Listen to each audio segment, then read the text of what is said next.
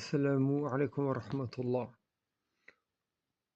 Dans la sourate Al-Baqarah, la vache, sourate numéro 2 du Coran, Allahu Jalla wa Ala dit, rien que le fait de dire ça, c'est un bienfait. Le fait de dire qu'Allah il dit, car tu as cette croyance finalement. Je rentre pas trop dans les détails. Mais c'est un bienfait, sache-le, de le dire et d'y croire. Donc Allah il dit, verset 268, Ash-shaytan ya'idukum al-faqr. Le diable vous promet la pauvreté. Comment ça? Il te fait voir que tu vas être pauvre, il te fait croire que tu vas être pauvre.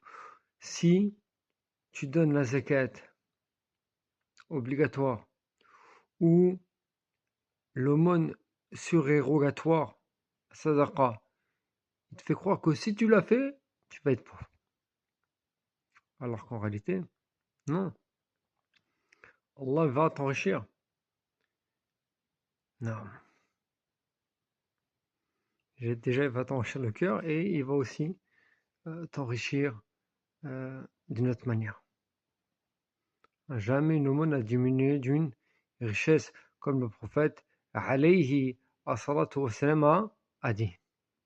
Suite du verset, وَيَأْمُرُكُمْ بِالْفَحْشَاءِ. Il vous ordonne, يَأْمُرُكُمْ أَمَرَ يَأْمُرُ. Il vous ordonne بالفحشاء.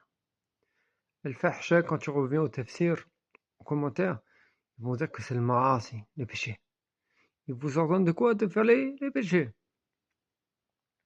Après, toi, tu viens avec ta grille de lecture, tu sais que les péchés, c'est du plus grand au plus petit, ils sont comme, je vais te dire, numéro 1, le shirk, le grand polythéisme, la grande association. Après, le petit shirk. Après, l'innovation. Après, les grands péchés. Après, les petits péchés. Après, la perte de temps.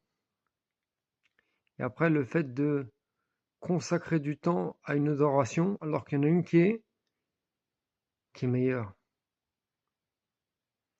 Comme ça, il va t'entourlouper. Apprends ta religion, car c'est la porte de secours au monde qui nous entoure.